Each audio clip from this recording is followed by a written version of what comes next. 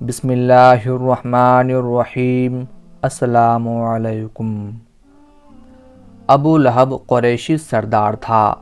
اس کا اصل نام عبدالعزیٰ بن عبدالمطلب اور اس کی کنیت ابو عتبہ تھی، اور حضور صلی اللہ علیہ وآلہ وسلم کا حقیقی چچا تھا۔ اس کے والد حضرت عبدالمطلب اس کے چہرے کی سرخی کی وجہ سے اسے ابو لہب پکارتے تھے۔ جب ابو لہب کو کسی نے بتایا کہ آپ کے چھوٹے بھائی عبداللہ کے گھر بیٹا پیدا ہوا ہے تو ابو لہب بہت خوش ہوا۔ اس نے ایک باندی صوبیہ کو آزاد کر دیا۔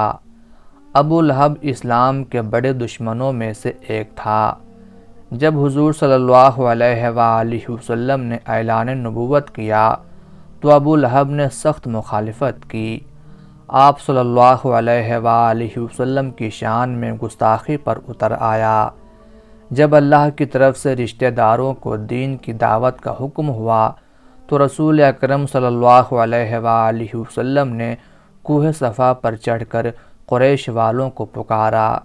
جب سارے اکٹھے ہوئے تو آپ صلی اللہ علیہ وآلہ وسلم نے فرمایا کہ اگر میں کہوں کہ اس پہاڑی کے پیچھے سے ایک لشکر تم پر حملہ کرنے والا ہے، کیا تم میری بات کا یقین کر لوگے؟ سب نے آپ صلی اللہ علیہ وآلہ وسلم کے حکم پر لبیک کہا اور یہ بولے کہ آپ نے ہمیشہ ہی سچ بولا ہے۔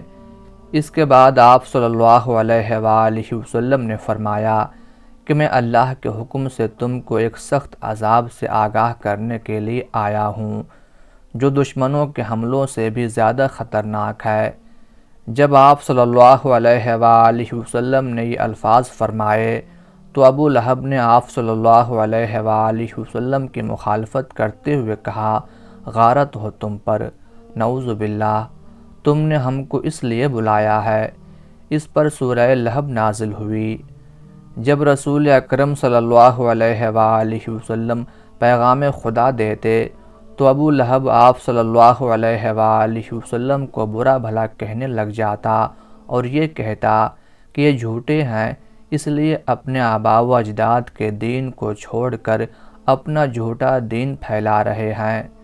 بعض روایات میں ہے کہ ابو لہب نے کوہ صفا پر آپ صلی اللہ علیہ وآلہ وسلم کو قتل کرنے کے لیے ایک پتھر بھی اٹھا لیا۔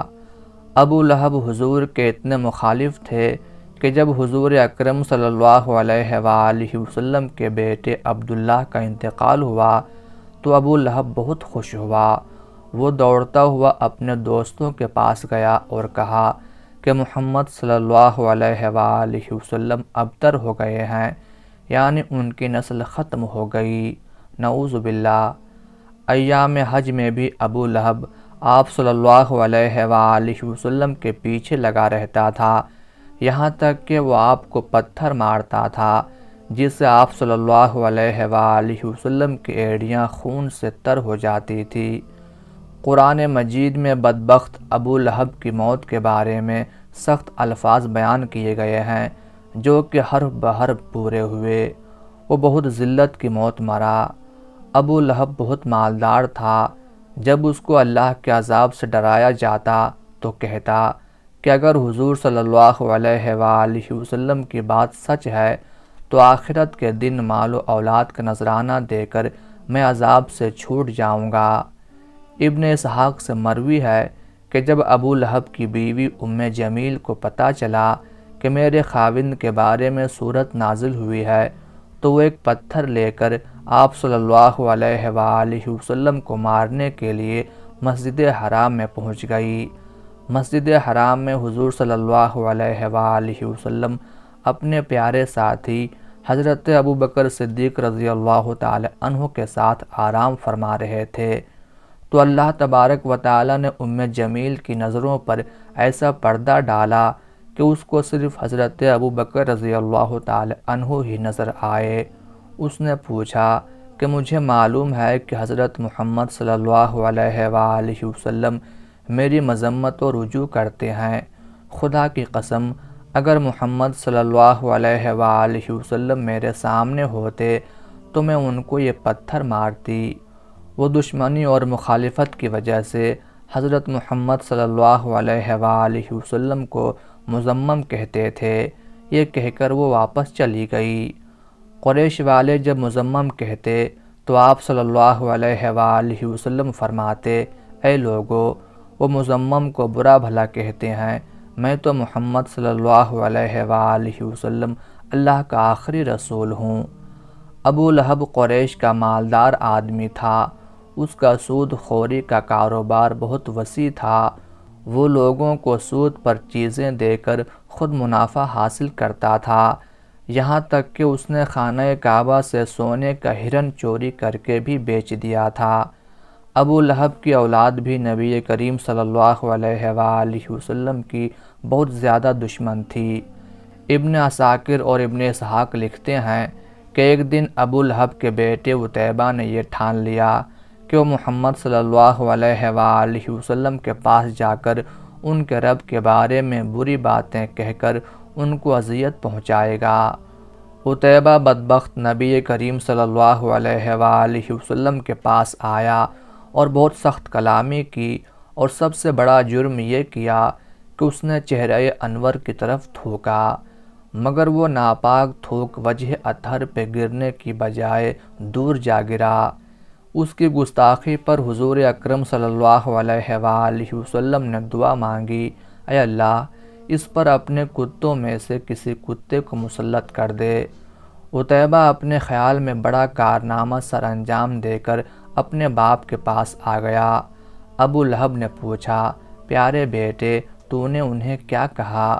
اس نے بتایا کہ میں نے یہ اور یہ کہا۔ اس نے پوچھا، اس پر محمد صلی اللہ علیہ وآلہ وسلم نے کیا کہا؟ عتیبہ نے بتایا کہ انہوں نے یہ بد دعا دی ہے۔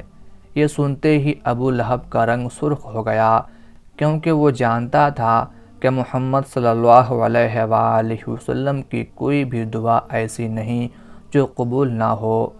اب وہ پل پل اپنے بیٹے کا خیال رکھتا۔ ابو لہب ایک دفعہ ایک قافلے کے ساتھ شام روانہ ہوا اور راستے میں ایک جنگل میں گرجا گھر میں انہیں پڑاؤ کرنا پڑا۔ جنگل میں خوفناک جانوروں کا خطرہ تھا، تو ابو لہب کو بار بار حضرت محمد صلی اللہ علیہ وآلہ وسلم کی بد دعا یاد آ رہی تھی۔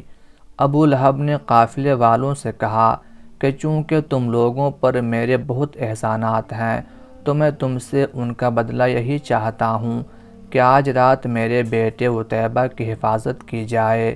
پس تم سارا سامان اس گرجا گھر کے صحن میں جمع کر دو اور اس کے اوپر میرے بیٹے کا بستر لگا دو، پھر اس سامان کے ارد گرد تم سب سو جاؤ۔ حبار کہتے ہیں کہ ہم نے ایسا ہی کیا۔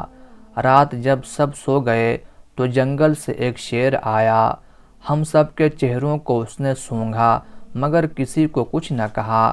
پھر سامان کے بلند ڈھیر پر چڑھ گیا، عتیبہ کے چہرے کو سونگھا اور اسے چیر پھاڑ دیا۔ ابو لہب کا برا حال تھا اور وہ کہے جا رہا تھا، میں جانتا تھا میرا بیٹا محمد صلی اللہ علیہ وآلہ وسلم کی بد دعا سے کبھی نہیں بچ سکے گا۔ ناظرین گرامی، ابو لہب، اس کے بیٹے عتیبہ اور اس کی بیوی کا انجام انتہائی دردناک اور عبرتناک ہوا، کیونکہ اللہ تعالیٰ نے سورہ لہب میں پہلے ہی ان کے لیے عذاب کا فیصلہ سنا دیا تھا۔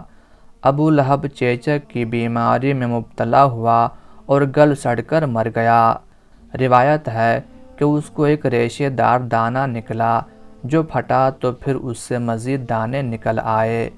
اب ان دانوں کی جب بدبو پھیلنے لگی تو اس کی اولاد اور بیوی نے یہ فیصلہ کیا کہ ان کو اپنے گھر سے کسی ویران کھنڈر میں منتقل کر دیتے ہیں تاکہ یہ بیماری کسی میں منتقل نہ ہو۔